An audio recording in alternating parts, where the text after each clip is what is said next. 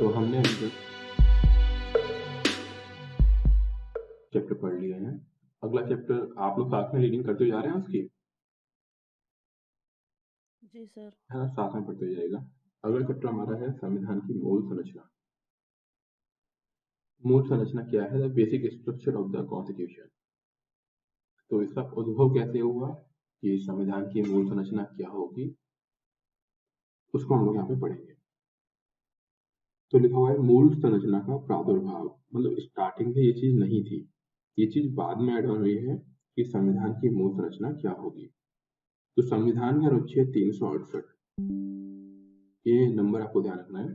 संविधान के अनुच्छेद 368 के अंतर्गत संसद मौलिक अधिकारों में संशोधन कर सकती है या नहीं, यह विषय संविधान लागू होने के 1 वर्ष पश्चात ही सर्वोच्च न्यायालय के समक्ष आ गया।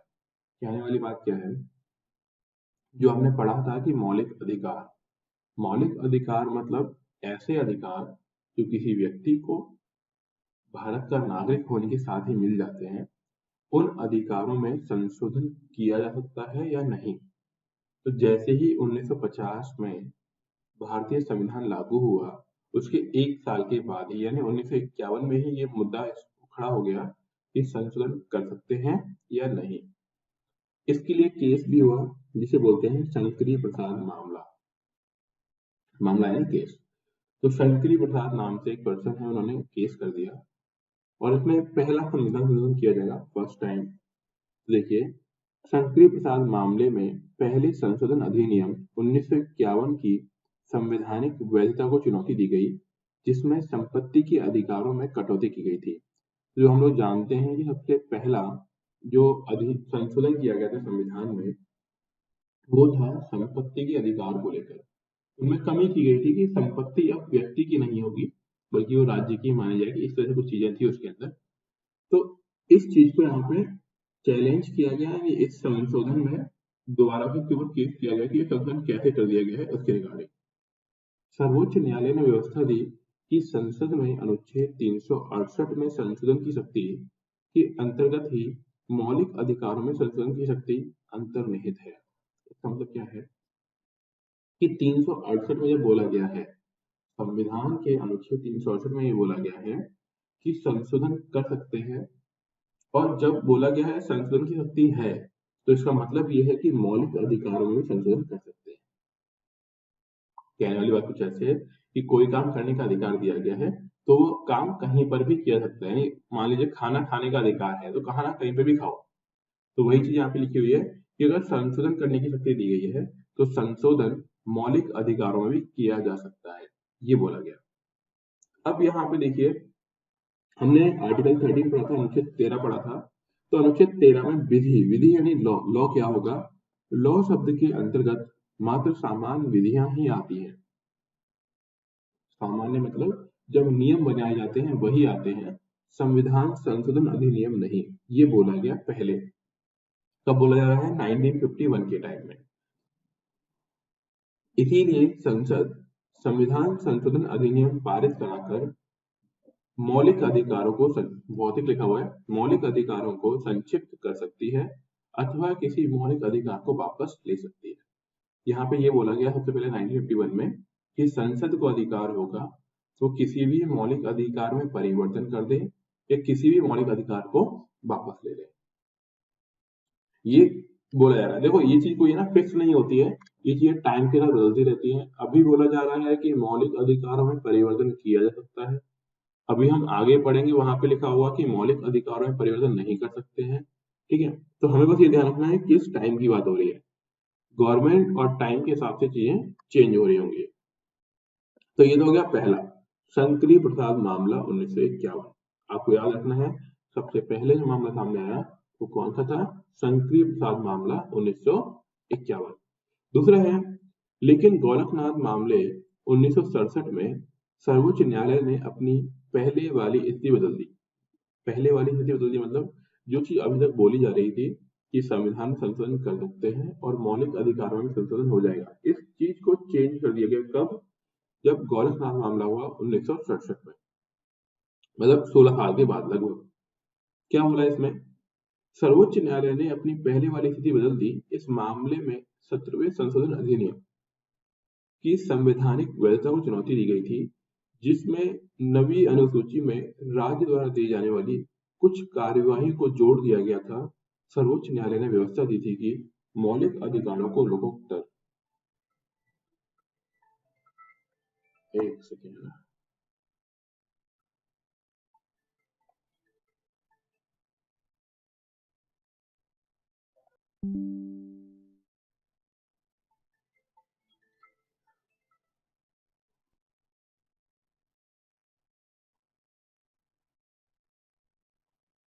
ग्रुप में मैसेज मिल गया था ना आप लोगों को सभी को लिंक। ये बोल रहे हैं लिंक नहीं आया, कोई दिक्कत नहीं है, ठीक है। आगे देखिए, तो यहाँ पे क्या बोला गया था कि मौलिक अधिकारों को लोकोत्तर एंड अपरिवर्तनीय स्थान प्राप्त है। कुल मिला के बात ये बोली गई 1967 के अंदर कि मौलिक अधिकारों में परिवर्तन नहीं कर सकते हैं। क्या नहीं कर सकते हैं? परिवर्तन नहीं कर पाएंगे। क्योंकि पहले में क्या बोला गया था, पहला भी हमने पढ़ा शंकरी प्रसाद मामला, तो उसमें लिखा हुआ था परिवर्तन कर सकते हैं। अभी क्या बोला जा रहा है? परिवर्तन नहीं कर सकते हैं। इसीलिए संसद मौलिक अधिकारों में ना कटौती कर सकती है, ना किसी मौलिक अधिकार को वापस ले सकती है। ये भौतिक जो लिखा हुआ है, भौतिक यानी मौलिक, ठीक है। तो पहली चीज हमें समझना है कि संसद के पास मौलिक अधिकारों में ना तो कटौती करने की शक्ति प्राप्त होगी और ना ही संशोधन करने की शक्ति प्राप्त होगी। ये कब बोला जा रहा है? गोलकनाथ मामले के अंदर बोला जा रहा है, जो कि 1967 में आया था। अधिनियम की अनुच्छेद 13 के आशयों के अंतर्गत एक कानून है और इसीलिए किसी भी मौलिक अधिकार का उल्लंघन करने में सक्षम नहीं है, ठीक है। तो यहाँ पे क्या बोला गया है कि संविधान संशोधन भी क्या होता है? एक कानून है और इसमें मौलिक अधिकारों का उल्लंघन नहीं कर सकते हैं, ऐसी बात बोली गई है कब? गोलकनाथ मामले के अंदर, ठीक है। अगला है गोलकनाथ मामले 1967 में सर्वोच्च न्यायालय की व्यवस्था की प्रतिक्रिया में संसद ने 24वां संशोधन अधिनियम 1971 पारित किया। 24वां यानी अभी तक कितने संविधान संशोधन हो गए हैं? 23 हो चुके हैं। ये 24वां संविधान संशोधन है और इस 24वें संविधान संशोधन में बेसिकली बोला क्या जा रहा है? बोला ये जा रहा है कि कुल मिला के जो हमारे मौलिक अधिकार हैं उनमें परिवर्तन हो सकता है, ठीक है। अब जैसे कि हमने पिछली बार पढ़ा था कि संविधान के 13वें अनुच्छेद में क्या बोला गया है, वही चीज दोबारा से आएगी यहाँ पे। इस अधिनियम ने अनुच्छेद 13 तथा अनुच्छेद 368 में संशोधन कर दिया और घोषित किया कि अनुच्छेद 368 के अंतर्गत संसद को मौलिक अधिकारों को सीमित करने अथवा किसी मौलिक अधिकार को वापस लेने की शक्ति है और ऐसा अधिनियम अनुच्छेद 13 के आशयों के अंतर्गत एक कानून नहीं माना जाएगा। ये चीज आप लोग नोट कर लीजिएगा। तो 24वें संशोधन अधिनियम में क्या बोला जा रहा है कि 368 में संशोधन कर दिया गया और घोषित किया गया कि अनुच्छेद 368 के अंतर्गत संसद को मौलिक अधिकारों को सीमित करने अथवा किसी मौलिक अधिकार को वापस लेने की शक्ति है, वापस ले सकता है और ऐसा अधिनियम अनुच्छेद 13 के आशयों के अंतर्गत एक कानून नहीं माना जाएगा। यानी यहाँ पे कानून नहीं होगा। ये क्या है? संविधान संशोधन माना जाएगा, कानून नहीं माना जाएगा इसको, ठीक है। अब आगे बढ़िए। अगला जो सबसे महत्वपूर्ण केस है वो हमें कौन सा पढ़ना है? केशवानंद भारती मामला, ठीक है। ये सबसे इंपॉर्टेंट है, केशवानंद भारती मामला। इसमें देखिए क्या है, हालांकि केशवानंद भारती मामले 1973 में सर्वोच्च न्यायालय ने गोलकनाथ मामले में अपने निर्णय को प्रत्यादिष्ट किया। प्रत्यादिष्ट ओवर रूल कर देना। ओवर रूल मतलब पुराने वाले को चेंज। इसने 24वें संशोधन अधिनियम 1971 की वैधता को बहाल रखा और व्यवस्था दी कि संसद मौलिक अधिकारों को सीमित कर सकती है अथवा किसी अधिकार को वापस ले सकती है। साथ ही सर्वोच्च न्यायालय ने एक नया सिद्धांत दिया, वो है संविधान की मूल संरचना। ध्यान रखने वाली बात क्या है, यहाँ पे कौन सा नई चीज दी गई है कि संविधान की मूल संरचना की बात यहाँ पे की गई। अब ये क्या होता है संविधान की मूल संरचना, वो समझिए। इसने व्यवस्था दी कि अनुच्छेद 368 के अंतर्गत संसद के संवैधानिक अधिकार उसे संविधान की मूल संरचना को ही बदलने की शक्ति नहीं देते हैं। कहने वाली बात क्या है कि संविधान की मूल संरचना को नहीं बदल सकते हो आप। इसका अर्थ यह हुआ कि संसद मौलिक अधिकारों को सीमित नहीं कर सकती अथवा वैसे मौलिक अधिकारों को वापस नहीं ले सकती है जो संविधान की मूल संरचना से जुड़े हुए हैं। और इसे हमने पहले भी कई बार पढ़ी हुई है कि जो केशवानंद भारती केस है वो संविधान की मूल संरचना के बारे में है कि संविधान की में उतना ही परिवर्तन कर सकते हैं जिससे कि उसकी मूल संरचना परिवर्तित ना हो। ठीक है, आगे देखिए, संविधान के मूलभूत ढांचे के सिद्धांत की सर्वोच्च न्यायालय द्वारा इंदिरा नेहरू गांधी मामले 1975 में पुनः पुष्टि की गई। इस मामले में सर्वोच्च न्यायालय ने 39वां संशोधन अधिनियम 1975 में एक प्रावधान को रद्द कर दिया। देखो, जैसे कि मैंने बोला था चीजें बदलेंगी, तो पहले जो चीज लाई गई वो बाद में रद्द भी की जा रही है, नहीं हटाई जा रही है उसको। ठीक है, इसमें क्या हो रहा है, तो इस प्रावधान में कहा गया जिसमें प्रधानमंत्री एवं लोकसभा अध्यक्ष से संबंधित चुनावी विवादों को सभी न्यायालयों के क्षेत्र अधिकार से बाहर रख दिया गया था। ये कहा गया कि भाई प्रधानमंत्री का और लोकसभा अध्यक्ष जो चुनाव होगा ना, उसमें कोई भी न्यायालय इंटरफियर नहीं कर सकता है। मतलब कैसे करवाना है चुनाव, कौन चुना जाएगा, उसमें न्यायालय का कोई भी इंटरफियर या फिर हम बोल सकते हैं कि हस्तक्षेप नहीं होगा। तो न्यायालय ने कहा कि यह प्रावधान संशोधन की संशोधनकारी शक्ति के बाहर है। जैसे कि हमने जानते हैं हर चीज में न्यायालय आ ही जाता है, तो न्यायालय ने बोला देखो कि कुछ भी हो जाए हम न्यायालय को बाहर नहीं रख सकते हो। न्यायालय को बाहर नहीं रखने का मतलब ये होता है कि अगर संविधान में संशोधन किया जाए और ये लिखा जाए कि इस मामले में जो न्यायालय है वो इंटरफियर नहीं करेगा, तो ये इसकी मूल ढांचे से बाहर की बात है कि आप ऐसा नहीं लिख सकते हो। तो बस आपको ये ध्यान रखना है कि यह प्रावधान संसद की संशोधनकारी शक्ति के बाहर है क्योंकि ये संविधान के मूल ढांचे पर चोट करता है।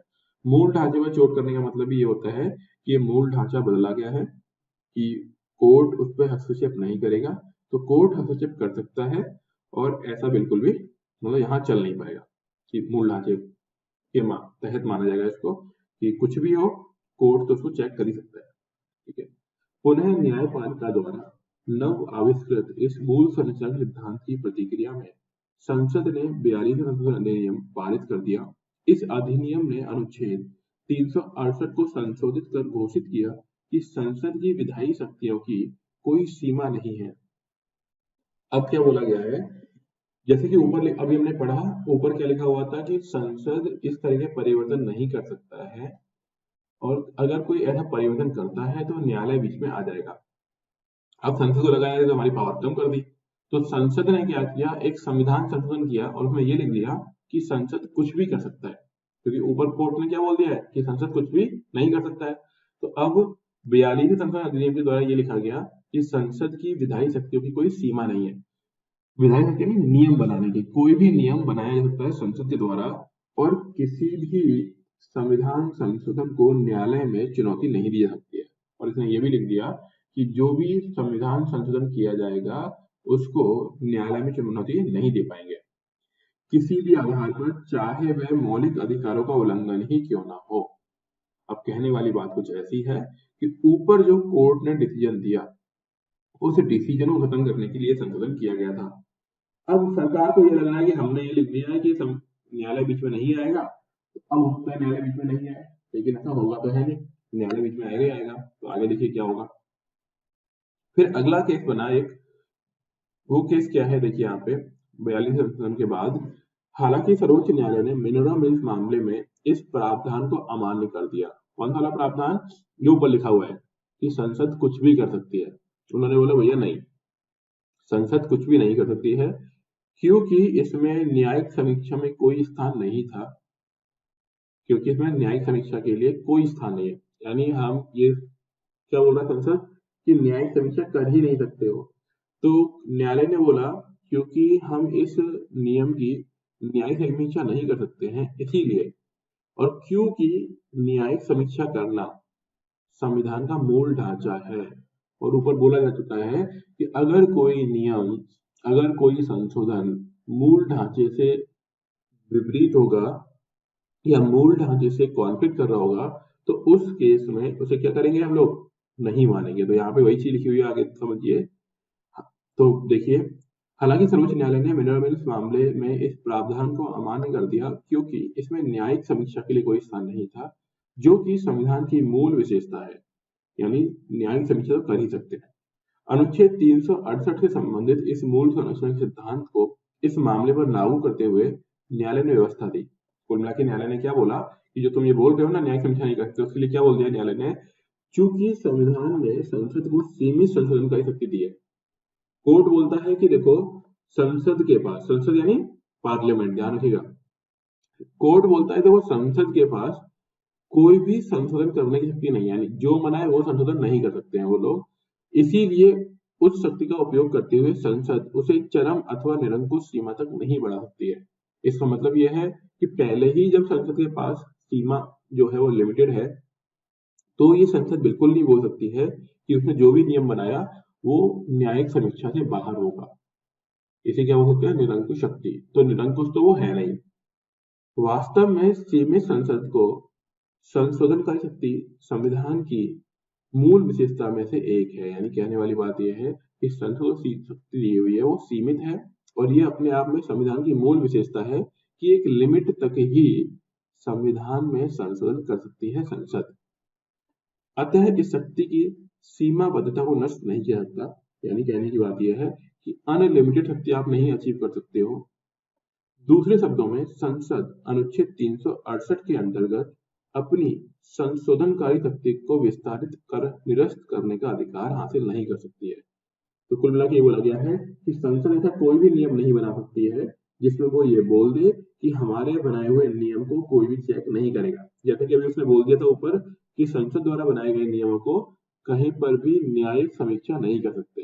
तो इस मामले में बोल दिया गया कि संसद ऐसा नहीं बोल सकती है कि उसके बनाए हुए नियमों की न्यायिक समीक्षा नहीं होगी। ठीक है ना।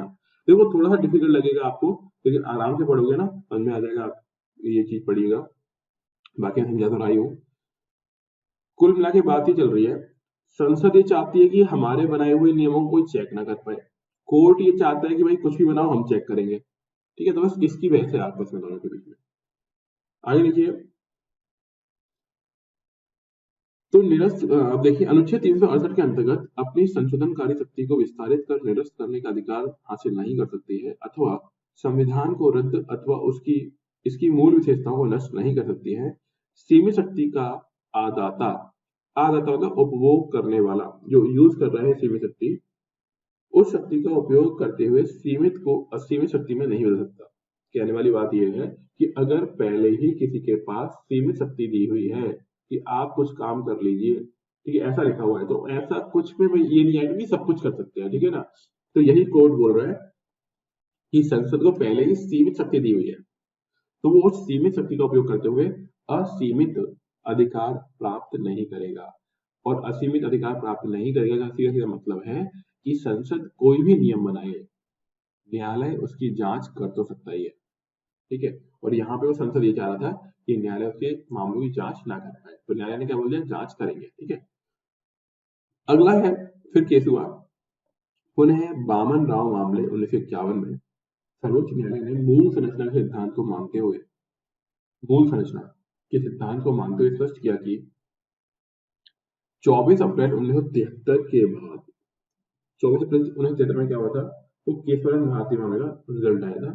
तो 24 अप्रैल 1973 के बाद अधिनियमित संविधान संशोधन पर लागू होगा। यानी कहने वाली बात यह थी कि अगर कोई चीज 24 अप्रैल 1973 के बाद कोई नियम बनाया गया है, तो उस नियम पर तो क्या होगा, न्यायालय जांच कर सकता है, लेकिन उससे पहले अगर कोई नियम बनाया गया है तो उस पर जांच नहीं की जा सकती है। ऐसा कौन बोल रहा है, कौन से केस में बोला गया है? तो अभी हमने पढ़ा कि वो केस कौन सा है, बामन राव मामला। ठीक है, अब हमें ये समझना है कि जो चीज बार बार आ रही है कि संविधान की मूल संरचना के तत्व, यानी मूल संरचना होती क्या क्या है। तो यहाँ पे कुछ चीजें दी हुई हैं जो बताएंगे कि मूल संरचना में क्या क्या चीजें आती है। तो देखिए, मूल संरचना के तत्व, वर्तमान स्थिति यह है कि संसद अनुच्छेद 368 के अधीन संविधान के किसी भी भाग, मौलिक अधिकारों को सहित, यानी मौलिक अधिकार में संशोधन कर सकती है।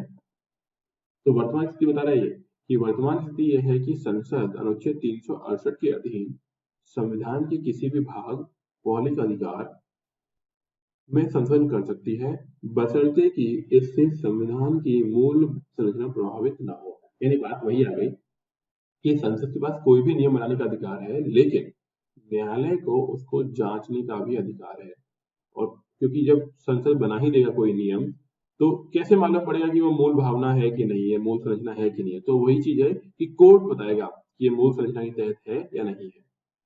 तथापि सर्वोच्च न्यायालय द्वारा यह परिभाषित अथवा स्पष्ट किया गया जाना है कि मूल संरचना के घटक कौन कौन से हैं। अब ये बोलना चाह रहा है कि बोल तो दिया मूल संरचना से प्रभावित ना हो, अब बात यह कि मूल संरचना है क्या, इसके बारे में कोर्ट ने कुछ नहीं बताया। लेकिन अभी तक जितने भी नियम और कानून लागू किए गए हैं, उन आधारों पर हम ये समझ सकते हैं कि क्या हो सकते हैं मूल संरचना के तत्व। तो यहाँ पे कुछ मूल संरचना तत्व दिए गए हैं। तो देखिए, विभिन्न फैसलों के आधार पर निम्नलिखित की मूल संरचना अथवा उसके तत्वों, अवयवों, घटकों के रूप में पहचान की जा सकती है। यानी अभी तक हम लोग ये समझ चुके हैं कि इन इन चीजों को क्या माना गया है, मूल संरचना माना गया है। तो पहला है संविधान की सर्वोच्चता, कि संविधान सबसे ऊपर है। इसका मतलब यह है कि संविधान से बढ़कर कोई भी चीज नहीं होगी। पर अगर कोई नियम संविधान से बढ़कर बनाया जाता है तो वो क्या माना जाएगा, मूल ढांचे का एक तरीके से उल्लंघन माना जाएगा। तो पहली चीज। दूसरा है भारतीय राजनीति की सार्वभौमिक, लोकतांत्रिक तथा गणराज्यात्मक प्रकृति। तो अगर कहीं पे भी ऐसे हमारे देश में राजतंत्र, तानाशाही लाई जाएगी तो उसे भी क्या माना जाएगा, उल्लंघन माना जाएगा। क्योंकि हमारी कैसी कंट्री है, हमारा देश कैसा है, लोकतांत्रिक तथा गणराज्य। अगला है संविधान धर्मनिरपेक्ष चरित्र। हमारे देश में किसी भी धर्म को राज्य धर्म नहीं माना जाता है, और हमारा राज्य है कैसा, देश कैसा है, धर्मनिरपेक्ष है। अगर कोई ऐसी चीज होती है जिससे धर्मनिरपेक्ष होने की बातों पे खतरा आता है, तो वो चीज क्या मानी जाएगी, उल्लंघन मानी जाएगी। अगला है विधायिका, कार्यपालिका, न्यायपालिका की शक्ति का विभाजन। इन तीनों की शक्तियों को बंटवारा किया गया है। अगर कोई भी दूसरी शक्तियों को हनन करता है या छीनता है तो वो भी उल्लंघन माना जाएगा। संविधान का संघीय रूप यानी विभिन्न राज्य मिलकर एक देश बनाते हैं, ये भी है। अगर इसमें ये चीज नहीं मिलती तो उल्लंघन माना जाएगा इसको भी। अगला है राष्ट्र की एकता और अखंडता को बनाए रखना है। कोई भी ऐसा काम, देखो ध्यान रखना है बस, अगर ये नहीं हो रहा है तो वो उल्लंघन है, ठीक है, उसे नहीं मानेंगे। एकता अखंडता बनी रहनी चाहिए, कल्याणकारी राज्य होना चाहिए, न्यायिक समीक्षा कर सकते हैं। देखो अब यहाँ पे देखो, न्यायिक समीक्षा को अपने आप में क्या डाल दिया गया है उन्होंने, न्यायिक समीक्षा को अपने आप ही मूल अधिकारों में डाला, मतलब बेसिक संरचना में डाला हुआ है। अगला है व्यक्ति स्वतंत्रता और गरिमा, कि हर इंसान की गरिमा बनी रहनी चाहिए। संसदीय प्रणाली, कानून का शासन, ये सब वो चीजें हैं जिन पर ध्यान रखना है कि ये तो लागू होना ही चाहिए हमारे देश के अंदर। मौलिक अधिकारों तथा नीति सिद्धांतों के बीच सौहार्द और संतुलन। सौहार्द और संतुलन यानी दोनों लगभग बराबर है, किसी एक को बहुत ज्यादा वैल्यू नहीं देनी है, दोनों को बराबर मानना है। समत्व का सिद्धांत, सभी को बराबर मानना। स्वतंत्र एवं निष्पक्ष चुनाव, चुनावों में किसी भी तरह की भेदभाव नहीं होना चाहिए। न्यायपालिका की स्वतंत्रता, ऐसा नहीं है कि हम न्यायपालिका को किसी के अधीन लेकर आ जाए, नहीं। संविधान संसद की सीमित शक्ति। न्याय तक प्रभावकारी पहुंच, कि हर इंसान को न्याय मिलना चाहिए। मौलिक अधिकारों के आधारभूत सिद्धांत, यानी मौलिक अधिकार सब लोगों के लिए हो। अनुच्छेद 32, 136, 141 तथा 142 के अंतर्गत सर्वोच्च न्यायालय को प्राप्त शक्तियां, मतलब सर्वोच्च न्यायालय की शक्तियां प्राप्त है, उन्हें कोई छीन नहीं सकता है। अनुच्छेद 226 और 227 के अंतर्गत उच्च न्यायालयों की शक्तियां। तो सबसे पहले हमने पढ़ा सर्वोच्च न्यायालय की शक्तियां, और फिर पढ़ा हमने उच्च न्यायालय की शक्तियां, जिनको कोई हनन नहीं करेगा। ठीक है, तो ये हो गया। अब इसके बाद आइए, यहाँ पे कुछ केसेस दिए हुए हैं। संविधान के मूलभूत ढांचे का विकास, तो हमने पढ़ लिया है अभी, हमने पढ़ा अभी केशवानंद भारती मामला। उसी चीज को यहाँ पे टेबल में बना के दिया हुआ है कि मूलभूत ढांचे का विकास कैसे हुआ। तो सबसे पहले आया केशवानंद भारती मामला, हमने पढ़ा अभी। इसमें क्या बोला गया कि संविधान सर्वोच्च होगा, विधायिका, कार्यपालिका, न्यायपालिका की शक्तियों का बंटवारा होगा, गणराज्य और लोकतांत्रिक रूप की सरकार होनी चाहिए, संविधान धर्मनिरपेक्ष होना चाहिए, संविधान का संघीय चरित्र होना चाहिए, भारत की संप्रभुता एवं एकता बनी रहे, ठीक है, तो ये सारी बातें इसमें बोली गई है। तो हमें ध्यान क्या रखना है कि कौन से केस में क्या क्या बातें बोली गई न्यायालय द्वारा। अगला है इंदिरा नेहरू गांधी मामला, तो ये भी है, अब ये ऊपर पड़ा। ठीक है, इसके अलावा कुछ और दिए हुए हैं, मिनरल मिल्स मामला। तो इसके आगे जो लिखा हुआ है ना, वो हमें एक ही बार पढ़ लेना है। तो इंदिरा नेहरू तो हमने पढ़ लिया था। मिनरल मिल्स में देखिए, बोल रहा है कि संसद की संविधान संशोधन की शक्ति क्या है, सीमित है, असीमित काम नहीं कर सकते। न्यायिक समीक्षा होगी, हर चीज की न्यायिक समीक्षा हो सकती है। अगला बोला हुआ है मौलिक अधिकारों एवं नीति निर्देश सिद्धांतों के बीच क्या होना चाहिए, संतुलन होना चाहिए। ये बोला गया है मिनरल मिल्स मामले के अंदर। अगला है सेंट्रल कोलफील्ड लिमिटेड मामला 1980। इसमें ये बोला गया कि हर किसी को न्याय मिलना चाहिए। क्या बोला जा रहा है इसमें कि हर किसी को न्याय मिलना चाहिए। अगला है भीम सिंह जी मामला 1981 कि हमारा देश क्या है, कल्याणकारी राज्य है। तो हम तो ये जानते ही हैं, तभी तो हमारे नीति निर्देशक तत्व बनाए गए हैं। नीति निर्देशक तत्व बनाने का मतलब ही ये था कि देश कैसा होना चाहिए, कल्याणकारी होना चाहिए। अगला है एस पी संपत कुमार मामला। अगर वही बहुत सारे दिए हुए हैं, अगर सारे सारे पढ़ने जाओगे ना तो परेशान हो जाओगे। तो सारे की सारी जगह की जगह जो ऊपर बड़े बड़े थे वो पढ़ लिए।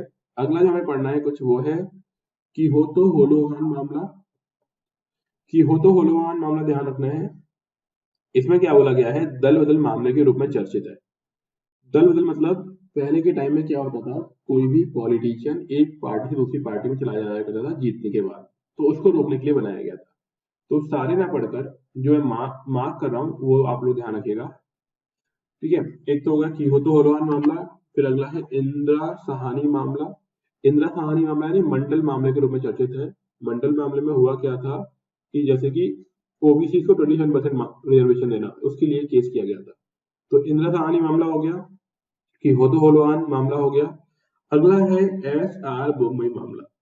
एस आर बोम्मई मामले में क्या बोला गया कि हमारा देश कैसा होगा, संघवाद, धर्मनिरपेक्ष, लोकतंत्र, एकता, अखंडता, सामाजिक न्याय, न्यायिक समीक्षा, इन सभी चीजों के बारे में बोला गया। तो एस आर बोम्मई मामला याद रखना है आपको।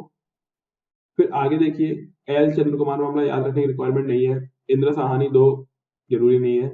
ठीक है, ऑल इंडिया जजेज एसोसिएशन मामला, ये समझ सकते हो आप कि इसमें हुआ क्या, स्वतंत्र न्यायिक प्रणाली की न्याय हमेशा क्या मिलेगा, स्वतंत्र मिलेगा, इस पर कोई भी हस्तक्षेप नहीं करेगा।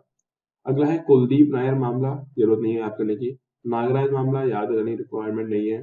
ठीक है, अगला है एस आर कोयलो मामला।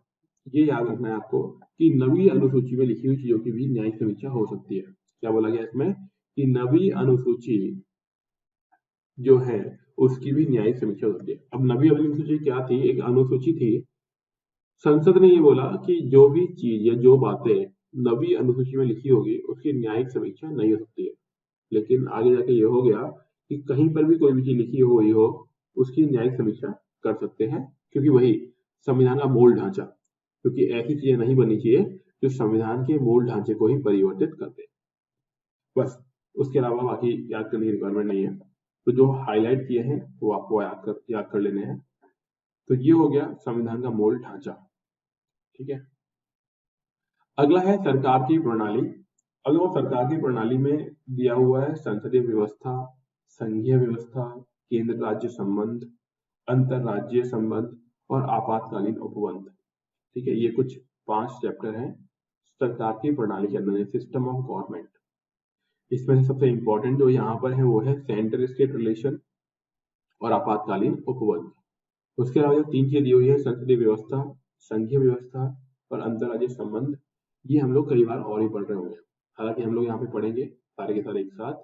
तो आप लोगों को भी क्या करना है, जितना पढ़ाया जा रहा है उतना पढ़ते रहना है, याद करते जाना है ना, कोई भी छोड़नी नहीं है। ओके, तो जी सर। अभी जो पढ़ाया समझ में आया, जी सर। एक चैप्टर हमारा कंप्लीट हो गया है। तो मॉर्निंग है, नींद आ रही है या फिर हम लोग अगले चैप्टर स्टार्ट कर दें, बताया आप लोग। नहीं सर, स्टार्ट कर दीजिए। स्टार्ट कर दें, तो देखिए। Yes sir. ठीक है, तो देखो यहाँ पे दिया गया है संसदीय व्यवस्था यानी पार्लियामेंट्री सिस्टम, संसद किस तरीके से काम करती है वो चीज यहाँ पे आपको बताई गई है। तो संसद आप जानते हो, संसद जिसमें लोकसभा और राज्यसभा आते हैं। क्या करते हैं ये लोग, ये बनाते हैं नियम यानी कानून। किसके लिए? पूरे देश के लिए। कुल मिला के पूरे देश के लिए नियम और कानून बनाने का काम करती है संसद। तो यहाँ पे लिखा हुआ है, भारत का संविधान केंद्र और राज्य दोनों में सरकार के संसदीय स्वरूप की व्यवस्था करता है। संसद यानी संसद होगी, केंद्र स्तर पर संसद बोलते हैं और राज्य स्तर पर उसको बोलते हैं विधानसभा। अनुच्छेद 74 और 75 केंद्र में संसदीय व्यवस्था को उपबंध करते हैं और अनुच्छेद 163 और 164 राज्यों में। इसका मतलब ये है कि 73 और 74 और 75 ये बोलते हैं, अनुच्छेद 74 और अनुच्छेद 75 ये बोलते हैं कि देश में क्या होगी, संसद होगी जो नियम कानून बनाएगी, और इसी तरीके से राज्यों के अंदर भी विधानसभा होगी या फिर एक ऐसी संस्था होगी जो नियम बनाएगी। और उसके बारे में जिक्र कहाँ दिया गया है, अनुच्छेद 163 और अनुच्छेद 164 के अंदर। आगे समझिए, आधुनिक लोकतांत्रिक सरकारें सरकार के कार्यपालिका और विधायिका अंगों के मध्य संबंधों की प्रकृति के आधार पर संसदीय और राष्ट्रपति में वर्गित की जाती है। अब ये समझो कि जहां पर नियम और कानून बनाने का अधिकार संसद के पास होता है उसे बोलते हैं संसदीय व्यवस्था, और जहां पे नियम और कानून बनाने का अधिकार राष्ट्रपति के पास होता है उसे बोलते हैं राष्ट्रपति व्यवस्था। अब हो क्या रहा है हमारे देश में, क्या है, हमारे देश में लोकतंत्र है और संसदीय व्यवस्था है। यहाँ पे संसद में नियम बनाए जाते हैं, राष्ट्रपति से अप्रूवल देता है, यानी उनको बताता है कि हाँ ये होगा या नहीं होगा। देखिए, सरकार की संसदीय व्यवस्था वह व्यवस्था है, तो ये मार्क कर लेनी है, आपको पूछ सकता है संसदीय व्यवस्था क्या होती है। तो सरकार की संसदीय व्यवस्था वह व्यवस्था है जिसमें कार्यपालिका अपनी नीतियों एवं कार्यों के लिए विधायिका के प्रति उत्तरदायी होती है। ध्यान रखना है, संसदीय व्यवस्था में क्या होगा, कार्यपालिका अपनी नीतियों एवं कार्यों के लिए विधायिका के प्रति उत्तरदायी होती है। इसका मतलब क्या होता है कि कार्यपालिका जो नियम बन गए हैं उनको पालन करवाने वाला ग्रुप क्या होता है, कार्यपालिका। कार्यपालिका वही नियम और कानून पास करके लागू करवाता है जो विधायिका बनाती है, ये इसका मतलब होता है। अगला, दूसरी ओर सरकार की राष्ट्रपति शासन व्यवस्था में कार्यपालिका अपनी नीतियों एवं कार्यों के लिए विधायिका के प्रति उत्तरदायी नहीं होती है और यह संवैधानिक रूप से अपने कार्यकाल के मामले में विधायिका से स्वतंत्र होती है। इसका मतलब ये हुआ कि संसदीय व्यवस्था में संसद और कार्यपालिका आपस में जुड़े हुए होंगे, लेकिन राष्ट्रपति यहाँ पे मेन होता है, राष्ट्रपति जो शासन करता है यहाँ पे, वहां पे संसद और कार्यपालिका एक दूसरे से स्वतंत्र होते हैं, उनको एक दूसरे से मतलब नहीं है। ये बात समझ आई आप लोगों को? जी सर। ठीक है, संसदीय में तो दोनों जुड़े हुए होंगे, कार्यपालिका और विधायिका, लेकिन जहाँ पे राष्ट्रपति शासन होता है वहां पर ये दोनों अलग अलग होते हैं, एक दूसरे से जुड़े हुए नहीं होते। तो संसदीय व्यवस्था भारत में है और राष्ट्रपति व्यवस्था कहाँ पर है, अमेरिका में है। तो अमेरिका में एक दूसरे से स्वतंत्र होंगे ये, और भारत में ये आपस में एक दूसरे से जुड़े हुए होंगे। आगे देखिए, संसदीय सरकार को कैबिनेट सरकार या उत्तरदायी सरकार कहते हैं। उत्तरदायी क्यों है, क्योंकि आपस में जुड़े हुए हैं, और अगर कुछ भी चीज ऐसी होती है जो लोगों की भलाई के लिए नहीं है तो उसको बदला जा सकता है। तो यहाँ पे ध्यान रखिएगा कि संसदीय सरकार को कैबिनेट सरकार या उत्तरदायी सरकार के रूप में सरकार का वेस्ट मिनिस्टर रूप भी कहा जाता है, तथा यह ब्रिटेन, जापान, कनाडा, भारत आदि में प्रचलित है। तो कुल मिला के बात यह है कि संसदीय सरकार कहाँ कहाँ मिलेगी आपको, ब्रिटेन में, जापान में, कनाडा में, भारत में। इसके अलावा कुछ और जगह भी मिल सकती है। दूसरी ओर राष्ट्रपति सरकार को गैर उत्तरदायी या गैर संसदीय या निश्चित कार्यकारी व्यवस्था भी कहा जाता है, और यह अमेरिका, ब्राजील, रूस, श्रीलंका में प्रचलित है। दोबारा इसको मार्क कर लो। और देखो, रूस का आप सुन भी रहे होगे कि रूस में व्लादिमीर पुतिन है, क्योंकि राष्ट्रपति है और वो सारे निर्णय खुद लेते हैं। वो निर्णय खुद क्यों ले पा रहे हैं, क्योंकि वहां की व्यवस्था ही ऐसी है कि राष्ट्रपति रूल करता है और राष्ट्रपति के पास कुछ भी निर्णय लेने की शक्ति होती है, वो जो चाहे वो निर्णय ले लेते हैं। ठीक है, अगला देखिए, आइवर जेनिंग्स ने संसदीय व्यवस्था को कैबिनेट व्यवस्था कहा।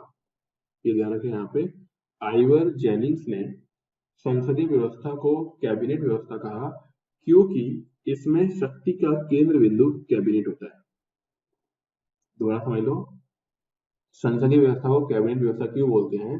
क्योंकि जो भी नियम और कायदे बनाए जाते हैं संसदीय व्यवस्था के अंदर, वो सारे नियम और कायदे का केंद्र बिंदु कौन होता है? कैबिनेट होता है। कैबिनेट यानी कुछ मंत्रियों का समूह। कैबिनेट किसे बोलते हैं? कुछ मंत्रियों का समूह। यानी संसदीय व्यवस्था में नियम और कायदे बनाने, उन्हें पालन कराने का अधिकार किसका होता है? कुछ लोगों के पास ही होता है। संसदीय सरकार को उत्तरदायी सरकार के रूप में भी जाना जाता है, क्योंकि इसमें कैबिनेट यानी मंत्रियों का समूह है, वास्तविक कार्यकारिणी संसद के प्रति उत्तरदायी होती है।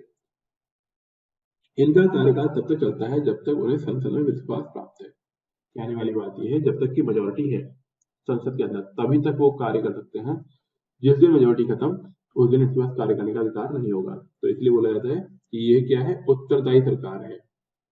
ठीक है, रेस्पॉन्सिबल गवर्नमेंट।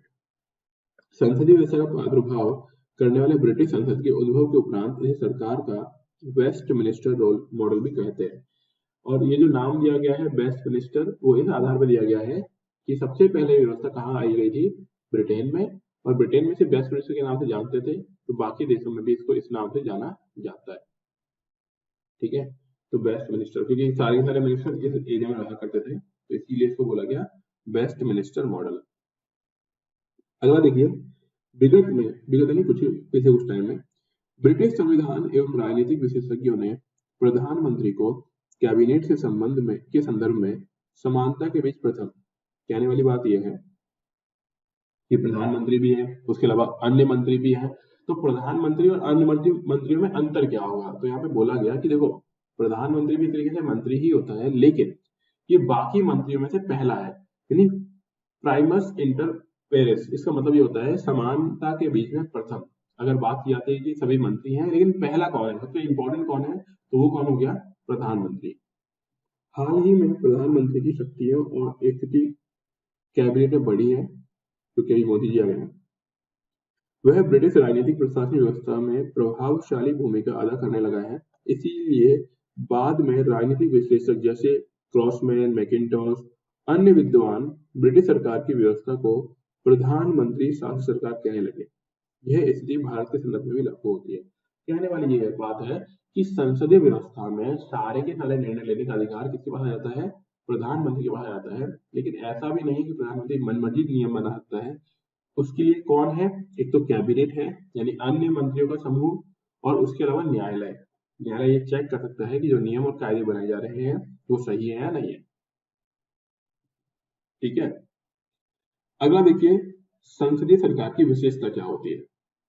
तो हमें कुछ विशेषताएं याद कर लेनी है कि संसदीय सरकार की विशेषताएं क्या क्या होंगी। तो पहला है नामित एवं वास्तविक कार्यपालिका। तो आप पूरा नहीं पढ़ेंगे, यहाँ पे सिंपल सी बात समझो कि असली पावर तो होती है प्रधानमंत्री के पास, लेकिन जो नियम और कानून बनाए जाते हैं वो बनाए जाते हैं राष्ट्रपति के नाम। तो राष्ट्रपति जो है वो सिर्फ नाम का अधिकारी है, जबकि वास्तविक पावर किसके पास है? प्रधानमंत्री के पास।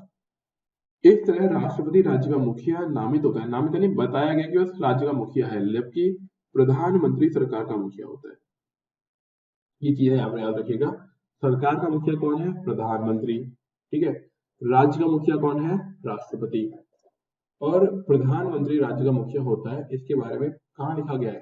अनुच्छेद 74 में प्रधानमंत्री के नेतृत्व में मंत्री परिषद की व्यवस्था करता है, जो राष्ट्रपति को कार्य संपन्न कराने में परामर्श देगी।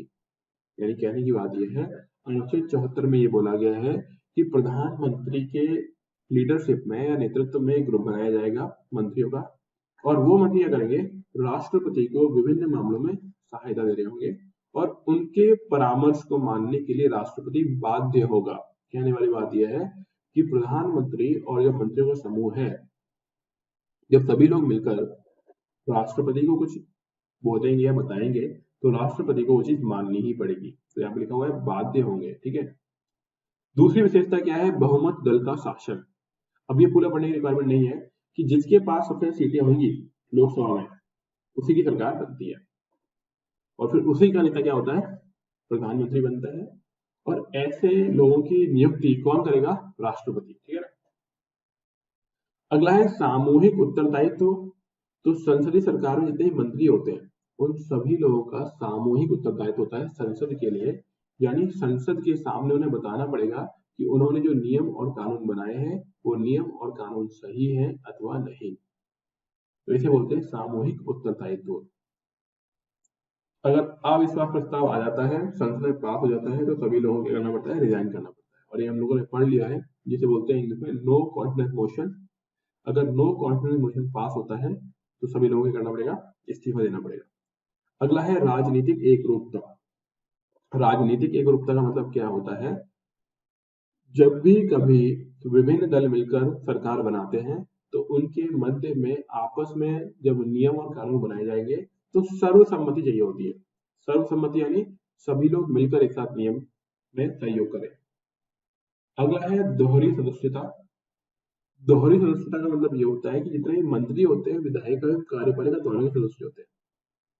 ध्यान रखिएगा, जो मंत्री होते हैं वो विधायिका और कार्यपालिका दोनों के सदस्य होते हैं। इसका मतलब ये है कि नियम बनाने के टाइम भी ये लोग होंगे और जब नियमों को पालन करवाया जाएगा तब भी मंत्री उसकी देखरेख कर रहे होंगे। तो इसलिए बोला जाता है कि दोहरी सदस्यता होती है मंत्रियों के पास, कार्यपालिका की भी और विधायिका की भी। विधायिका का मेन काम होता है नियम बनाना और कार्यपालिका का होता है नियम का पालन करवाना। ठीक है। दूसरी बात यह है कि अगर मान लो किसी भी इंसान को मंत्री बना देते हैं लेकिन उसने इलेक्शन नहीं लड़े या फिर वो संसद का सदस्य नहीं है, तो उस केस में उस व्यक्ति को 6 महीने के भीतर संसद का सदस्य बनना पड़ेगा। यानी कहने वाली बात यह है कि कोई भी इंसान 6 महीने तक तो बिना संसद का सदस्य बने हुए मंत्री रह सकता है, लेकिन आगे भी मंत्री बने रहने के लिए उसे संसद का सदस्य होना जरूरी होगा। संसद मतलब लोकसभा का सदस्य होना जरूरी होगा या फिर राज्यसभा का सदस्य होना जरूरी होगा। लोकसभा राज्यसभा क्या होते हैं, अभी आगे एक टॉपिक आएगा वहां पर हम समझेंगे। अगला है प्रधानमंत्री का नेतृत्व। तो ये तो हम लोग जानते ही हैं कि पूरा देश प्रधानमंत्री के नेतृत्व के तहत चलता है, तो ये भी इसकी विशेषता है। अगला है निचले सदन का विघटन। देखो, दो सदन है, एक है लोकसभा और दूसरा है राज्यसभा। लोकसभा को बोला जाता है निचला सदन, राज्यसभा को बोलते हैं उच्च सदन। क्यों बोलते हैं ये भी आगे आ जाएगा। अभी बस इतना समझो कि ब्रिटेन में लोकसभा को निम्न सदन और राज्यसभा को उच्च सदन मानते थे, तो वही चीज हमने भी कॉपी की है, तो हम भी इसको यही मानते हैं। तो किसी भी जगह पे, यानी हम अपने देश की बात करते हैं, तो जो निम्न सदन होगा ना लोकसभा, वो विघटित हो जाता है। विघटित यानी 5 साल के बाद खत्म, फिर नई गवर्नमेंट बनेगी, नए प्रधानमंत्री आएंगे, नया काम होगा। तो इसे बोलते हैं कि भाई निचला सदन क्या होता है, विघटित हो जाता है, जबकि उच्च सदन क्या होगा, विघटित नहीं होगा। तो उच्च सदन मतलब राज्यसभा। अगला है गोपनीयता। गोपनीयता का मतलब क्या होता है कि जो भी बातें जो सीक्रेट है, मंत्रियों को मालूम है, गोपनीय है, प्रधानमंत्री को मालूम है, तो वो सभी के सामने जाहिर नहीं करेंगे क्योंकि वो देश के हित में नहीं होता है। तो वो उसकी शपथ लेनी पड़ती है कि ये बात नहीं बोलोगे, और शपथ कौन दिलाता है, राष्ट्रपति। तो ये हमने सब कुछ पढ़ लिया। जो विशेषताएं पढ़ी वो क्या किसकी थी, संसदीय व्यवस्था की। अगली जो व्यवस्था है वो है राष्ट्रपति शासन। तो अब हम लोग पढ़ेंगे राष्ट्रपति शासन की विशेषता है। तो लिखा हुआ है, भारतीय संविधान के विपरीत अमेरिकी संविधान सरकार में राष्ट्रपति शासन की व्यवस्था करता है। अमेरिकी राष्ट्रपति शासन व्यवस्था वाली सरकार की निम्नलिखित विशेषताएं होंगी। कि अमेरिकी राष्ट्रपति शासन में कौन कौन सी विशेषताएं वो देखिए वन बाई वन। पहला, अमेरिकी राष्ट्रपति राज्य व सरकार दोनों का मुखिया होता है। तो अमेरिकी राष्ट्रपति देखिए राज्य का भी मुखिया होगा और सरकार का भी मुखिया होगा। ठीक है। अगला है, एक राज्य का प्रमुख होने के नाते उसे राजकीय स्थिति प्राप्त होती है और एक सरकार का मुखिया होने के नाते वह सरकार के कार्यकारी अंगों का नेतृत्व करता है। यानी कहने का मतलब यह है कि वो कोई भी नियम बना सकता है और वो पालन करवा सकता है। दूसरा, राष्ट्रपति को निर्वाचन व्यवस्था के तहत 4 वर्ष के लिए निश्चित कार्यकाल के लिए निर्वाचित किया जाता है। अब ये मार्क कर लो कि यूएस के अंदर, अमेरिका में राष्ट्रपति का शासन 4 सालों के लिए होता है। उसे कांग्रेस द्वारा गैर संवैधानिक कार्य के लिए दोषी पाए जाने के अतिरिक्त नहीं हटाया जा सकता। यानी कुल मिलाकर एक बात यह है कि उसे तभी हटा सकते हैं जब वो संविधान से बाहर का कोई काम करते, जो संविधान में नहीं लिखा हुआ है, तभी। अगला है राष्ट्रपति कैबिनेट, एक छोटी इकाई किचन कैबिनेट की सहायता से शासन चलाता है। अब देखो बहुत सारे मंत्री होते हैं, सबसे पूछने गया तो काम हो ही नहीं पाएगा, इसीलिए राष्ट्रपति क्या करता है, कुछ खास मिनिस्टर जिनके पास बड़े बड़े डिपार्टमेंट होते हैं उनको किसी भी मामले के बारे में बताता है और उनकी सहायता से क्या करता है, शासन चलाता है पूरे देश के अंदर। तो जब कुछ लोगों से पूछकर शासन चलाया जाता है तो उसे बोलते हैं कैबिनेट या किचन कैबिनेट की सहायता से शासन को चलाना। और ये तो है कि किसी भी इंसान को हटाना रखना वो तो कुछ उसके हाथ में होता है। तो लिखा हुआ है कि इसमें जो है ना, कोई भी व्यक्ति जो है, कोई भी मिनिस्टर जो है वो राष्ट्रपति के लिए उत्तरदायी होता है। जबकि हमने संसद में क्या पढ़ा था कि पूरी की पूरी संसद के लिए उत्तरदायी होता है, यहाँ पे पूरी संसद के लिए उत्तरदायी नहीं होगा, सिर्फ किसी एक राष्ट्रपति के लिए उत्तरदायी होगा। और राष्ट्रपति किसी भी मिनिस्टर को किसी भी समय हटा सकता है, क्योंकि ये उसके पास पावर है। अगला है राष्ट्रपति और उसके सचिव अपने कार्यों के लिए कांग्रेस के प्रति उत्तरदायी नहीं होते हैं। तो ये तो हमने पढ़ ही लिया कि ना तो राष्ट्रपति उत्तरदायी है और ना ही उसके सदस्य यानी मंत्री वगैरह सचिव वगैरह वो भी नहीं। वे ना तो कांग्रेस सदस्यता लेते हैं और ना ही सत्र में भाग लेते हैं, यानी वो अलग होंगे, बिल्कुल ही इंडिपेंडेंट। राष्ट्रपति हाउस ऑफ रिप्रेजेंटेटिव का विघटन नहीं कर सकता। राष्ट्रपति हाउस ऑफ रिप्रेजेंटेटिव का विघटन नहीं कर सकता है, जबकि हमने पढ़ा था अभी संसदीय के अंदर कि इसमें हाउस ऑफ मतलब जो कॉमन्स है या फिर जो लोकसभा है उसका विघटन हो जाता है, तो यहाँ पे वो विघटन राष्ट्रपति नहीं कर पाएगा। ठीक है, शक्तियों के विभाजन सिद्धांत मतलब यह है कि यहाँ पर राष्ट्रपति की शक्तियां बिल्कुल अलग होंगी और विधायिका की शक्तियां बिल्कुल अलग होंगी। तो यहाँ पे राष्ट्रपति, विधायिका, कार्यपालिका और न्यायपालिका तीनों ही क्या है, स्वतंत्र हैं एक दूसरे से। तो लिखा हुआ है सरकार की विधायी, कार्यकारी एवं न्यायिक शक्तियों को सरकार के 3 स्वतंत्र इकाइयों में विभाजित किया जाता है और ये विस्तृत है। जबकि हमने ऊपर क्या पढ़ा संसद वाले में कि कार्यपालिका और विधायिका आपस में जुड़े हुए होते हैं, न्यायपालिका स्वतंत्र होती है। जबकि राष्ट्रपति वाले में क्या हो जाएगा कि कार्यपालिका, न्यायपालिका और विधायिका तीनों ही क्या होंगे, अलग अलग होंगे। ठीक है, अगला देखते हैं हम लोग संसदीय व्यवस्था के गुण यानी अच्छी बातें क्या क्या है। ऊपर तो पढ़े कि सारी बातें कौन कौन सी है, अच्छी कौन कौन सी है, तो वो देखिए।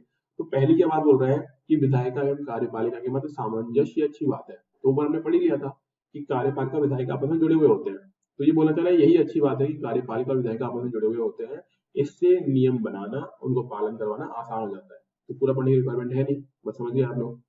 दूसरा है उत्तरदायी सरकार। तो हमने ऊपर पढ़ा था कि संसदीय व्यवस्था के अंदर जो सरकार होती है वो उत्तरदायी होती है पूरी पूरी संसद के लिए।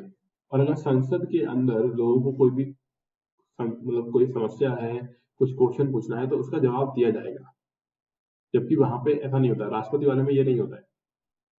अगला है निरंकुशता का प्रतिषेध। निरंकुशता का प्रतिषेध क्या है कि भाई यहाँ पे क्या है, कोई भी निरंकुश नहीं हो सकता है, जो मर्जी है वो नहीं कर सकता, क्योंकि ऊपर चेक करने के लिए होते हैं, कार्यपालिका है, न्यायपालिका है, वो उसे चेक कर सकती है। तो इस तरीके से निरंकुश प्रकृति इसकी नहीं होगी, निरंकुश प्रकृति उसकी नहीं होगी। ठीक है, अगला है वैकल्पिक सरकार की व्यवस्था।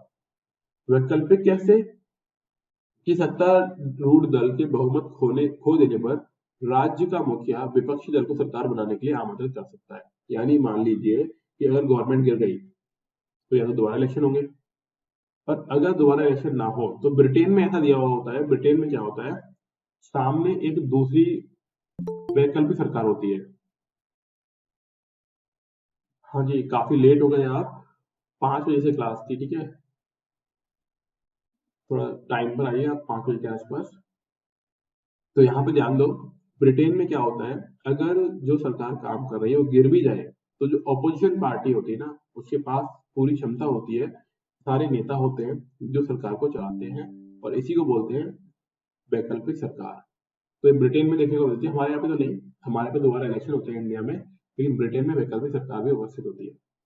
अगला है व्यापक प्रतिनिधित्व। व्यापक प्रतिनिधित्व का मतलब ये होता है कि जो मंत्री होते हैं, तो संसदीय व्यवस्था में हर किसी को महत्व दिया जाएगा, हर एक ग्रुप को, हर एक समुदाय को। तो सभी समुदाय से लोग इसमें आते हैं और वो इससे जुड़े हुए होते हैं, तो इसे बोलते हैं व्यापक प्रतिनिधित्व।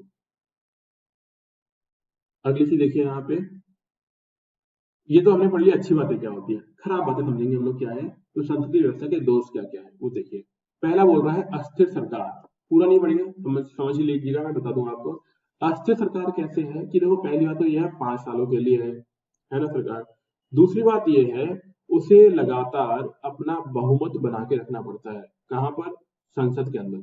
अगर बहुमत खत्म तो गवर्नमेंट गिर जाती है। तो इसलिए जो सरकार की स्थिति है वो क्या है? अस्थिर है। जिस दिन बहुमत गिरा सरकार गिर जाएगी। जबकि राष्ट्रपति वाले में ऐसा नहीं होता है कि बन गया तो बन गए, 4 साल तक रहेंगे, ठीक है। तब तक रहेंगे तक कि मान लीजिए कोई ऐसा काम ना कर दे जो संविधान की क्षमता से बाहर हो, तभी जाके खत्म किया जाएगा, अदरवाइज तो चलता रहेगा। पहला हो गया अस्थिर सरकार। दूसरा है नीतियों की निश्चितता का अभाव। क्योंकि क्या होता है, संसदीय व्यवस्था में दीर्घकालिक नीतियां लागू नहीं हो पाती। क्यों नहीं हो पाएंगी? क्योंकि 5 साल की गवर्नमेंट है, बहुत लंबा काम करना है, 20 साल वाला, 25 साल वाला तो हो ही नहीं पाएगा। क्योंकि एक गवर्नमेंट आएगी, वो नियम बनाएगी, दूसरी गवर्नमेंट आएगी, वो चेंज कर देगी। तो इसकी खराबी है कि जो लंबी लंबी नीतियां होती है, बड़े लंबे समय की नीतियां होती है, उनको लागू करना मुश्किल होता है। अगला है मंत्रिमंडल की निरंकुशता। अब यहाँ पे होता क्या है, जब सत्तारूढ़ पार्टी को संसद में पूर्ण बहुमत प्राप्त हो तो वो निरंकुश हो जाते हैं। पूर्ण बहुमत यानी कि सामने ऑपोजिशन की पार्टी बहुत कम हो। जब भी वो पूर्ण बहुमत में होते हैं तो वो जो चाहे वो नियम बना लेते हैं। तो ये बोलना चाह रहे हैं कभी कभी इसमें तानाशाही के असर आ जाते हैं, क्योंकि अगर पूर्ण बहुमत है तो उसके हर नियम पास हो जाएंगे, कोई आ ही नहीं पाएगा। लेकिन तब भी ये ध्यान रखना है कि बहुत ज्यादा बड़ा करने पर न्यायपालिका बीच में आ ही जाती है। लेकिन तब भी ऐसा कई बार देखा गया है इंदिरा गांधी और राजीव गांधी के काल में कि कैबिनेट क्या हो गई, तानाशाही हो गई थी। उन्होंने अपने जो मन में आए वो नियम बनाए, है ना। मोदी जी के टाइम भी क्या है, पूर्ण बहुमत है। तो इस टाइम में आप कुछ मान सकते हो इसमें। अगला है शक्ति के पृथक्करण के विरुद्ध। तो संसदीय व्यवस्था में क्या होता है, संसदीय व्यवस्था में कार्यपालिका विधायिका एक साथ जुड़ी हुई है। तो पृथक्करण का मीनिंग क्या होता है? हर चीज अलग अलग होना, यानी कार्यपालिका अलग, न्यायपालिका अलग, विधायिका अलग, तीनों चीजें अलग अलग होती है। लेकिन यहाँ पे क्या होता है, संसदीय व्यवस्था में कार्यपालिका और न्यायपालिका आपस में जुड़े हुए होते हैं। तो हम लोग ये नहीं बोल सकते हैं कि हमारे देश में शक्तियों का पृथक्करण है, पृथक्करण नहीं है, वो आपस में क्या है, जुड़े हुए हैं। तो ये भी कहीं कहीं कुछ जगह खराब माना जाता है। अब यहाँ पे तुलना दी हुई है राष्ट्रपति शासन और संसदीय शासन में क्या विशेषताएं हैं, क्या कमियां हैं, क्या गुण हैं और क्या अवगुण हैं। तो जो हमने ऊपर पढ़ा वही चीज अब टेबल बना के दी हुई है। तो जैसे संसदीय व्यवस्था में देखो दोहरी कार्यकारिणी होती है, तो वहां पे एकल होती है राष्ट्रपति में। यहाँ पे बहुमत दल का शासन होता है तो यहाँ पे राष्ट्रपति का शासन होता है। संसद में सामूहिक उत्तरदायित्व होगा तो राष्ट्रपति को सामूहिक उत्तरदायित्व नहीं होगा। ठीक है, तो बस ऐसे आपको एक बार पढ़ लेना है, जो हमने ऊपर ऑलरेडी पढ़ चुके हैं सारी चीजें। ठीक है, अगला है अकुशल व्यक्ति द्वारा सरकार का संचालन। तो संसदीय व्यवस्था में क्या होता है, मोस्टली जो मंत्री जिस डिपार्टमेंट का या जिस विभाग का मंत्री बन जाता है उसके बारे में उसके पास कोई विशेष अनुभव नहीं होता है। ऐसे किसी का स्वास्थ्य विभाग है तो मतलब ये नहीं है कि उसका मंत्री डॉक्टर ही होगा। ऐसे किसी का डिफेंस है तो उसका मंत्री फौज से होगा, जरूरी नहीं है। तो यहाँ पे बोला गया है कि जो मंत्री होते हैं ना, वो अपने विभाग के इस तरीके से नॉलेजेबल पर्सन नहीं होते हैं, लेकिन उनको वो मंत्रालय दे दिया जाता है। तो इस प्रकार से हम ये समझेंगे कि कुछ ना कुछ इसमें कमियां भी होती है संसदीय व्यवस्था के अंदर। ठीक है, तो थोड़ा सा और देखेंगे, कंप्लीट कर देते हैं चैप्टर को। अगला है संसदीय व्यवस्था को स्वीकार्यता के कारण, यानी संसदीय व्यवस्था को हमने क्यों अपनाया। तो पहला दिया हुआ है संविधान सभा में अमेरिकी राष्ट्रपति व्यवस्था के पक्ष पे एक मत उभरा, लेकिन जब हमारे लोग संविधान बना रहे थे तो उन्होंने तो क्यों नहीं माना। उसी पहला कारण यह है व्यवस्था से निकटता, क्योंकि हमारे देश में ब्रिटिश लोग रूल कर रहे थे और ब्रिटिश के यहाँ पे संसदीय व्यवस्था थी। और क्योंकि हम लोग बहुत लंबे समय तक उनके अधीन रहे, तो उनके अधीन रहने के कारण हमें उनकी व्यवस्थाओं के बारे में मालूम था। तो हमने उन्हीं व्यवस्था को अपना लिया जो लंबे समय से वहां पे चल रही थी। तो यहाँ पे लिखा हुआ भी है कि पिछले 30-40 सालों से सॉरी 30-40 सालों से उसी परंपरा को हम लोग फॉलो कर रहे थे। तो हमने एकदम से चीजों को बदलने की बजाय उन्हीं को मानना ज्यादा बेहतर समझा और इसलिए हमने उनको अपना लिया। अगला है उत्तरदायित्व को अधिक वरीयता दी गई। मतलब कौन इंसान उत्तरदायी होगा, रेस्पॉन्सिबल होगा, इसी चीज को ध्यान में रखते हुए हमने संसदीय व्यवस्था अपनाई और लोकतंत्र के लिए हमने विधायिका और कार्यपालिका क्या बना दिया, उत्तरदायी बनाया। ठीक है, उत्तरदायी यानी अगर कोई दिक्कत होती है तो हम पता लगा पाएंगे कि कौन इसके लिए जिम्मेदार है। जबकि अमेरिका में ऐसा नहीं होता है, वो जिम्मेदार नहीं होते हैं, वो बोलते हैं नियम किसी और ने बनाया, हम तो पालन करवा रहे हैं। लेकिन हमारे यहाँ पे ये है कि नियम बनाने वाले और पालन करवाने वाले मोस्टली एक समान लोग होते हैं। अगला है क्योंकि नियम बनाने वाले और अगर पालन कराने वाले अलग अलग हो जाएंगे तो अमेरिका में क्या होता है, मोस्टली टकराव देखने को मिलता है कार्यपालिका विधायिका में। तो उस टकराव से बचने के लिए हमारे यहाँ पे हमने क्या कर दिया कि वही लोग नियम बनाएंगे और वही लोगों को पालन भी कराएंगे, किसी लोग आपस में जुड़े हुए होते हैं, जबकि अमेरिका में ऐसा नहीं होता है। तो अमेरिका में विघटन की संभावना बन सकती है, टूट सकते हैं वो लोग, लेकिन हमारे यहाँ पे नहीं। अगला है भारतीय समाज की प्रकृति। तो भारतीय समाज क्या है, जटिल है, बहुत सारे तरह के अलग अलग लोग हैं, विशिष्ट व्यवस्थाएं हैं, तो उनमें आपस में विभेद ना हो, अलग अलग ना हो जाए, इसीलिए हमने इसको मिलाकर रखा। और आगे हम लोग पढ़ेंगे स्वर्ण सिंह समिति आएगी, उसके बाद भी हम लोग कुछ चीजों को जोड़ेंगे। तो यानी कुल मिला के बात ये ध्यान रखनी है कि राष्ट्र हित को ध्यान में रखते हुए हमने क्या अपनाया, संसदीय व्यवस्था को अपना लिया, जहां पे संसदीय व्यवस्था में कार्यपालिका और विधायिका क्या होते हैं, आपस में जुड़े हुए होते हैं। अब ये बताना चाह रहा है कि भले ही हमने ब्रिटेन के मॉडल को अपनाया हो, लेकिन तब भी ब्रिटेन में और भारतीय मॉडल में कुछ अंतर है। तो वो क्या अंतर है वो देखिए, भारतीय ब्रिटिश मॉडल में विभेद क्या अंतर है। तो बोल रहा है भारत सरकार में संसदीय व्यवस्था विस्तृत रूप से ब्रिटिश संसदीय व्यवस्था पर आधारित है, मतलब भारत में चल रहा है ब्रिटेन में आधारित है, लेकिन यद्यपि यह कभी भी ब्रिटिश पद्धति का नकल नहीं करती, यानी हमारे कुछ अंतर है। पहली चीज क्या है, ब्रिटेन में एक राजा भी होता है, जबकि हमारे यहाँ पे राजा नहीं होता, रानी नहीं होती। हमारे यहाँ पे कौन होता है, राष्ट्रपति होता है, और वंशानुगत नहीं होता है। तो पहली चीज लिखी हुई है कि ब्रिटेन में तो वंशानुगत होता है, लेकिन हमारे यहाँ पे ऐसा नहीं है। दूसरा ये है कि ब्रिटेन में क्या है, संसद सर्वोच्च होती है, जबकि हमारे यहाँ पे संसद सर्वोच्च नहीं होती, हमारे यहाँ पे संविधान सर्वोच्च होता है। ध्यान रखिए, ब्रिटिश संसद व्यवस्था की संप्रभुता के सिद्धांत पर आधारित है, जबकि भारत में संसद सर्वोच्च नहीं है। तो ब्रिटेन में संसद सर्वोच्च होती है, हमारे यहाँ पे संविधान सर्वोच्च होता है। दूसरा है कि ब्रिटेन में प्रधानमंत्री वही बनेगा जो हाउस ऑफ कॉमन से सदस्य होता है, जबकि भारत में चाहे लोकसभा का सदस्य हो या राज्यसभा का सदस्य हो, दोनों ही इंसान प्रधानमंत्री बन सकते हैं। ब्रिटेन में कुछ ऐसा कि सिर्फ लोकसभा का सदस्य होने पर ही प्रधानमंत्री बनेगा, जबकि हमारे यहाँ पे क्या है, किसी में भी हो वो सदस्य बन सकता है। दूसरा है ब्रिटेन में संसद सदस्य बतौर मंत्री नियुक्त किए जाते हैं, मतलब सिर्फ संसद के लोग ही मंत्री बन सकते हैं, जबकि हमारे भारत में 6 महीने तक कोई भी इंसान क्या होता है, मंत्री बन सकता है, उसके बाद से संसद का सदस्य बनना होता है। यानी कहने वाली बात यह है कि बिना संसद का सदस्य बने कोई इंसान मंत्री बन सकता है, भारत में संभव है, ब्रिटेन में नहीं। अगला है ब्रिटेन में मंत्रियों की कानूनी जिम्मेदारी होती है, कानूनी यानी कानून सही होना चाहिए बस, जबकि भारत में क्या है, कानूनी के अलावा कार्यपालिका सब कुछ जो भी कुछ है उसका भी ये जिम्मेदार होता है। यानी कहने का मतलब ये है कि भारत में साइन तो नहीं करेगा वो, कानूनी जिम्मेदार नहीं है, लेकिन वैसे जिम्मेदार माना जाता है भारत के। तो लिखा हुआ है भारत में ऐसी व्यवस्था नहीं है, भारत में कानूनी रूप से जिम्मेदार नहीं होता है, वो सामूहिक रूप से जिम्मेदार होता है, ठीक है ना, कानूनी रूप से नहीं, सामूहिक रूप से सभी लोग मिलकर एक जैसे। अगला है ब्रिटेन में होता है शेडो कैबिनेट। शेडो मतलब जैसे हमने देखा था कि अगर जो गवर्नमेंट चल रही है गिर गई तो सामने दूसरा अपोजिशन पार्टी के लोग जो होते हैं वो सारे के सारे मंत्री एकदम से बन जाते हैं, जबकि भारत में क्या होता है, ऐसा नहीं होता, दोबारा से इलेक्शन होता है। तो भारत में शेडो कैबिनेट नहीं होती है। कहां पे शेडो कैबिनेट देखने को मिलेगी आप लोगों को, ब्रिटेन में, लेकिन भारत में ये नहीं होगी, ठीक है। तो ये हमारा हो गया चैप्टर कंप्लीट। एक बार आप इसकी रीडिंग करिएगा, अगली क्लास में हम लोग करेंगे संसदीय व्यवस्था, ठीक है, फेडरल सिस्टम। ओके, तो अभी के लिए इतना ही रखते हैं। समझ में आया आप लोगों को? जी सर। ठीक है, एक बार रीडिंग कर लीजिएगा आज के जी आज। सर। हाँ, आज की आज रीडिंग कर लीजिएगा, इसके आगे हम लोग अगली क्लास में करते हैं, ठीक है। और इवनिंग में रहिएगा ना, इवनिंग में भी क्लास होगी। और यूट्यूब पे जाके आप लोग वीडियो देखें ना, पुराने जो भी कुछ रह रहा हो, और कुछ क्वेश्चन डाले जा रहे हैं वो भी आप देख लीजिए, वॉच कर लो उनको। Okay, thank you. Thank you sir. Okay.